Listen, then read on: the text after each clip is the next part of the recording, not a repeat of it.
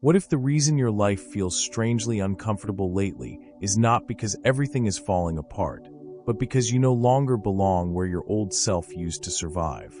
Sit with that for a moment, because many people misread this season.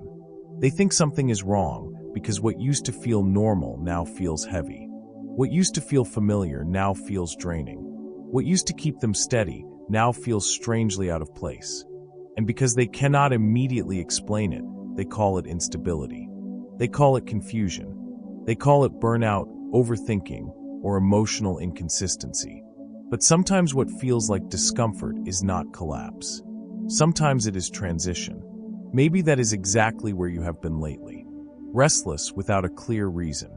Not necessarily unhappy, but unsettled. Not exactly lost, but no longer at ease in spaces that used to make sense.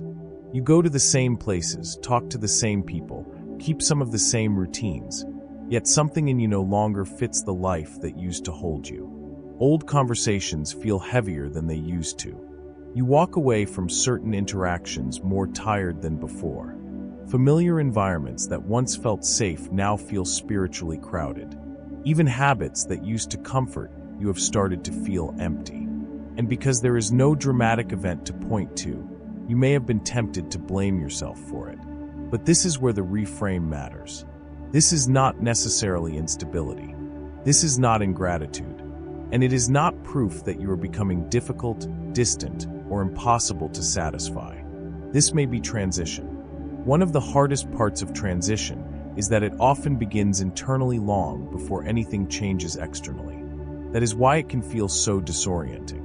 Your life may look similar on the outside, but your spirit is no longer inhabiting it the same way. You are still present in places your inner world has already started leaving. You are still trying to function inside patterns that no longer match who you are becoming, and that mismatch creates tension. This is why divine relocation is often misunderstood. People hear language about God moving them and imagine a dramatic physical shift, a new city, a new house, a new job, a sudden external breakthrough. Sometimes those things do happen, but many times God relocates a person internally before he relocates anything around them. He changes what they can tolerate.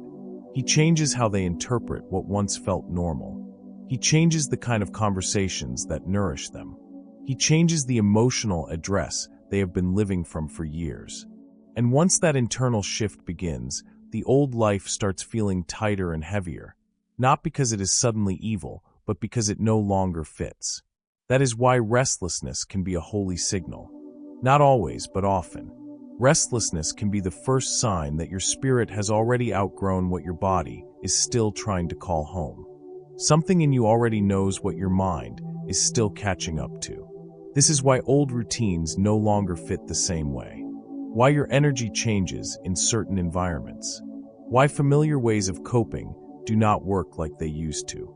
Your spirit may already be leaving places your body is still trying to live in. And that can feel deeply uncomfortable because human beings naturally want continuity. We want the old thing to keep working a little longer. We want familiar places to remain comforting. We want relationships, habits, and environments that once helped us survive to continue carrying us into the future. But survival structures do not always become destiny structures. Sometimes what once protected you becomes the very thing that begins to limit you. That is why this season can feel strange. You are not simply losing interest. You are not becoming cold. You are not rejecting life. You may be sensing that life, as you have known it, can no longer hold the version of you that is emerging. The old self could survive there. The new self cannot stay there forever. So here is the key insight. The restlessness is not random. It may be a sign that relocation has already begun. Not necessarily with moving boxes, announcements, or visible change, but with something deeper. God may already be changing your inner residence, your emotional posture, your spiritual appetite, your sense of where you belong. And that is the tension of this moment. The move may have already begun. It just does not look the way you expected. One of the biggest misunderstandings people have about change in their life is this. They think God's plan begins with external movement, a new opportunity, a new environment, a new circle of people, a sudden breakthrough that rearranges everything overnight. But if you look closely at how transformation actually unfolds in Scripture and in real life, something very different appears. God rarely begins by changing your environment. More often, He begins by changing what you are able to carry inside that environment. In other words, before the place changes, the person changes. This is why internal relocation is so important. God moves people internally before He moves them externally. Because the same environment that once sustained you can become the very place that limits you if your inner posture has not evolved. Think about the shifts that often happen in a season like this. You move from survival to stewardship. In survival mode, every decision revolves around getting through the day. Your energy goes toward protecting yourself, maintaining stability, and avoiding loss. That season may have been necessary. Survival seasons build resilience. They teach you endurance and grit. But survival cannot be the permanent posture of someone called to build, lead, and serve others. Stewardship requires something different. It requires vision, responsibility, the ability to hold resources, influence, relationships, and opportunities without being overwhelmed by them. And that shift cannot happen if a person is still living emotionally in survival mode. So sometimes God begins relocating your mindset long before He relocates your circumstances. Another shift often happens quietly beneath the surface. The move from approval-seeking to inner stability. For many people, the earlier seasons of life train them to read every room, to sense what people want, to adjust themselves constantly so they can stay accepted, included, or safe. That pattern may have helped you navigate difficult environments. In some seasons, it may even have protected you. But approval-seeking becomes dangerous when purpose begins to emerge. A person who constantly reshapes themselves to satisfy every expectation cannot stand firmly in a calling that will inevitably disappoint some people. So God slowly begins to relocate you. Not away from people necessarily, but away from the emotional dependence on their approval. Conversations start feeling different. Situations that once pressured you to perform begin losing their control. You start noticing how exhausting it is to live according to everyone else's expectations. That discomfort is not random. It is part of the relocation. Then there is the shift from confusion to discernment. Confusion often comes from living in environments that constantly pull you in different directions. Too many voices, too many expectations, too many emotional signals that blur your sense of what is actually right. Discernment is different. Discernment is not simply knowing what is right or wrong. It is the quiet ability to sense what is aligned and what is not, even when both options look acceptable on the surface. But discernment rarely develops in loud, chaotic environments. It grows in seasons where a person begins to slow down, pay attention, and become more honest with themselves about what they truly sense. So again, God relocates the inner world first. And then there is another transition that often surprises people. The move from constant striving to aligned movement. When you are striving, everything feels heavy. You push. You chase. You try to force momentum. You feel responsible for making every door open through sheer effort. But alignment works differently.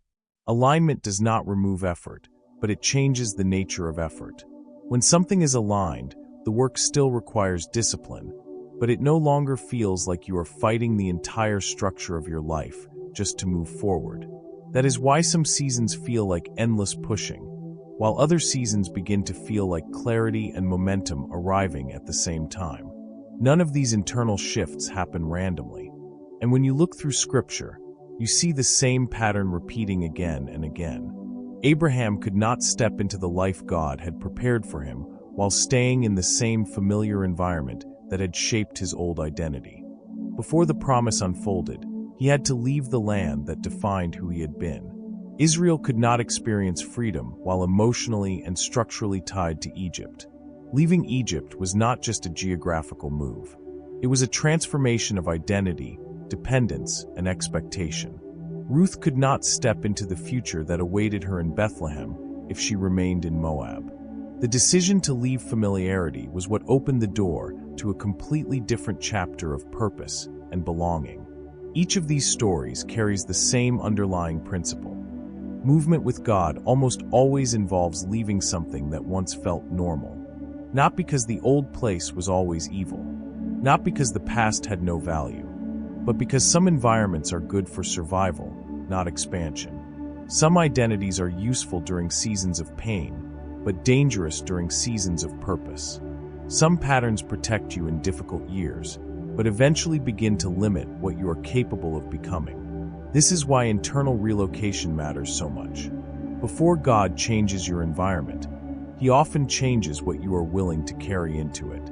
He changes the beliefs you refuse to keep repeating, the habits you no longer want to normalize, the emotional patterns you realize cannot follow you into the next chapter. And once that internal relocation begins, the external shifts eventually follow. Because when the person changes deeply enough, the environment that once defined them can no longer hold them the same way.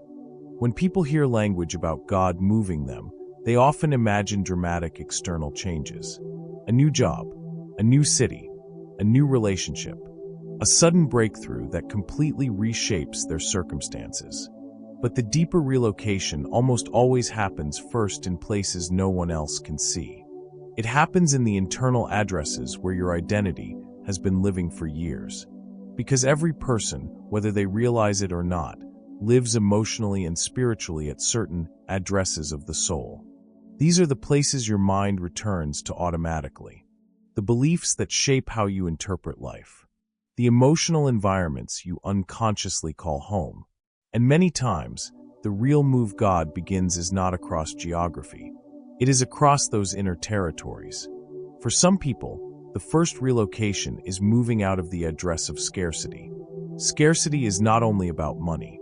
It is a mindset that whispers there will never be enough opportunity, enough recognition, enough security, enough time. When someone lives at that address long enough, every decision becomes defensive. Every opportunity feels risky. Every act of generosity feels threatening. But when God begins relocating someone internally, that scarcity mindset slowly loses its authority. Instead of constantly asking, "What if there isn't enough?" the question becomes, "How can I steward what I've been given well?" That shift from scarcity to stewardship is one of the first signs that a deeper relocation is happening. Another common address people have lived in for years is rejection. Maybe rejection came from family. Maybe from friendships that broke unexpectedly. Maybe from opportunities that closed when you thought they should open. Over time, repeated rejection can quietly reshape a person's identity. They begin expecting exclusion before connection. They prepare themselves emotionally to be overlooked.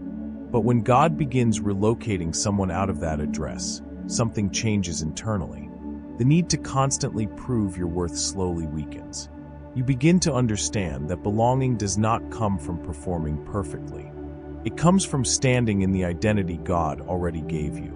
Rejection may have been an old address, but it was never meant to be a permanent residence. Another relocation happens in the mind itself, the move from confusion to clarity. There are seasons where life feels like fog. Every decision seems uncertain. Every direction feels risky. You analyze possibilities until your mind is exhausted, and still nothing feels clear. But clarity is not always the result of having more information. Often it is the result of removing internal noise. When someone begins relocating away from environments, patterns, and voices that constantly distort their perception, something remarkable happens. The fog begins to lift. Discernment begins to grow. The difference between what is merely urgent and what is actually important becomes visible. And decisions that once felt overwhelming begin to feel surprisingly simple. Then there is another address that many people have unknowingly lived in: emotional chaos. In that place, your peace constantly depends on circumstances. If people approve of you, you feel steady. If they criticize you, your confidence collapses. If life moves smoothly, you feel calm. But when difficulty appears, everything feels unstable. Emotional chaos is exhausting because it places your inner peace at the mercy of every external shift. But part of God's relocation process is moving a person toward regulation, toward a steadier center, toward a deeper peace that does not disappear every time circumstances change. It does not mean life becomes easy. It means your inner world becomes stronger. Another internal relocation many people experience is moving from isolation to connection. Isolation is not always physical. You can be surrounded by people and still feel alone. It happens when you believe no one truly understands you, when your story feels too complicated to explain, or when previous wounds convince you that connection is not safe.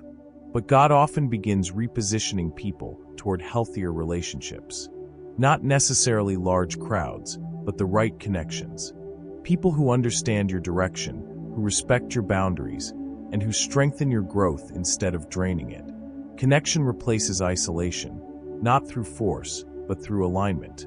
Then there is the relocation from obscurity to visibility. This does not always mean public fame or platforms. Often it means something simpler, but just as meaningful. Your gifts are no longer hidden from the people who actually need them. Your voice begins reaching the right ears. Your contribution begins finding the environments where it can matter. Obscurity sometimes protects you in earlier seasons. But when preparation reaches maturity, hiding becomes unnecessary. And finally, one of the deepest relocations is moving from the mindset of delay into the mindset of purposeful timing. Delay tells you that life is always late, that your opportunities are always arriving too slowly, that you have somehow missed the moment that everyone else caught. But purposeful timing reframes the entire story. It reminds you that preparation often happens long before visible results appear, that growth beneath the surface is still growth, that some doors open only when the person walking through them is ready to carry what is waiting on the other side. When this relocation happens, patience begins replacing frustration. And this is the deeper truth behind all these internal moves. Your life begins to change when you stop emotionally living in places God has already called you out of. You stop calling temporary pain your permanent address. You stop defining yourself by environments that no longer represent who you are becoming. You stop returning mentally to places that were meant to be seasons, not destinations. Because once your internal address changes, the rest of your life eventually begins to reorganize around it. When people hear language about God moving them into a new season, they often imagine something dramatic. A sudden financial breakthrough. A public moment where everyone finally recognizes their value. A miracle so obvious that no one can question it. But real relocation rarely begins that way. In fact, many of the most important relocations God leads you through will look surprisingly ordinary at first. They may not look like instant money. They may not look like applause. And they rarely begin with a dramatic overnight transformation. Instead, they start with something quieter, but far more powerful. They start with clarity. Suddenly decisions that used to feel complicated begin to feel simple. You find yourself saying yes to things that align and no to things that do not, without the same level of internal conflict you used to experience. You begin recognizing the difference between what is truly meant for you and what you once accepted simply because it was available. Another sign of relocation shows up in boundaries. Not harsh walls, not cutting people off out of anger, but healthier limits. You start realizing that protecting your peace is not selfish. You stop over-explaining your choices to people who are not responsible for your direction. And something interesting begins to happen. The need to justify yourself slowly fades. Where you once felt pressure to explain every decision, every boundary, every change in your life, you begin to feel comfortable letting your actions speak for themselves. Along with this comes another shift that many people do not expect. Saying no becomes easier. In the past, saying no might have felt like rejection, like you were disappointing people or missing opportunities. But in a season of alignment, saying no starts feeling like protection rather than loss. You are no longer trying to attend every invitation, carry every expectation, or fix every problem around you. You become more selective with your time, your energy, and your attention. And that is not a sign of becoming distant. It is a sign of becoming focused. Relocation also begins to reshape your daily discipline. The things that once felt impossible to sustain start becoming natural rhythms. Not because life suddenly becomes easier, but because your motivation is changing. You are no longer moving only out of pressure or fear. You are moving from clarity. Then there is the relational shift. Some people will naturally grow closer to you in this season. These are the individuals whose direction, values, and pace align with where your life is heading. At the same time, other connections may begin to loosen their grip. Not always through conflict, often through quiet distance. Conversations that once flowed easily may begin to feel forced. Shared interests may slowly fade. The relationship may simply stop holding the same meaning it once did. And this is where relocation can feel surprisingly emotional. Because even when something is right, it can still carry grief. You may find yourself mourning environments that once shaped you. You may miss certain dynamics, even while recognizing they no longer fit who you are becoming. Letting go of what was familiar can feel like losing part of your story. And that feeling does not mean you are making the wrong move. It simply means you are human. Freedom often begins with a moment of loss. Not loss of purpose, but loss of what once felt like home. But here is the deeper truth. Sometimes God's new place for you is not a location on a map. It is a new way of standing in your own life. It is the quiet strength to live differently than you used to. The wisdom to walk away from what no longer fits. The courage to build something that reflects who you have become. And once that shift happens inside you, the rest of your life begins slowly rearranging around it. Every relocation has a moment that feels quieter than the rest. Not the beginning, when everything feels uncertain. Not the breakthrough, when things finally make sense. But the moment in between. The moment when clarity has already arrived. Yet the old life still feels familiar enough to return to. Because once you begin seeing your life differently, the greatest temptation is not failure. The greatest temptation is going back to what once felt normal. Old patterns start whispering again. Scarcity thinking may try to return, telling you that there will never be enough, that you should hold tighter, risk less, expect smaller things from life. Old guilt may show up, convincing you that changing is selfish. That setting boundaries means you have abandoned people. That growing beyond certain dynamics somehow makes you disloyal. Old people-pleasing habits may quietly try to pull you back into the role you used to play. The version of you who kept everyone comfortable, even if it meant ignoring your own direction. And sometimes there is something even subtler, emotional homesickness.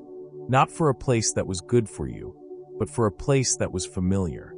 Human beings often miss what they have outgrown simply because it was once home. That is why moving forward requires intention. There are a few things you cannot take into the next season. First, you cannot carry the need to explain everything. Not everyone will understand the changes happening in your life, and that is okay. Growth often becomes clear only in hindsight. Second, you cannot carry the guilt of outgrowing people or patterns that once shaped you. Gratitude for the past does not require staying trapped inside it. And third, you cannot keep calling old pain home. Just because something was once familiar does not mean it was meant to last forever.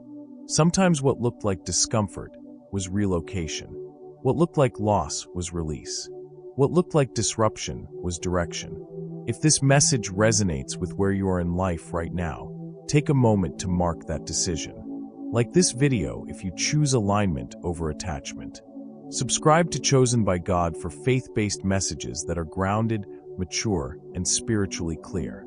And in the comments write, I'm ready to move. Because God is not just moving you to a better place. He is moving you out of the version of you that could not stay there.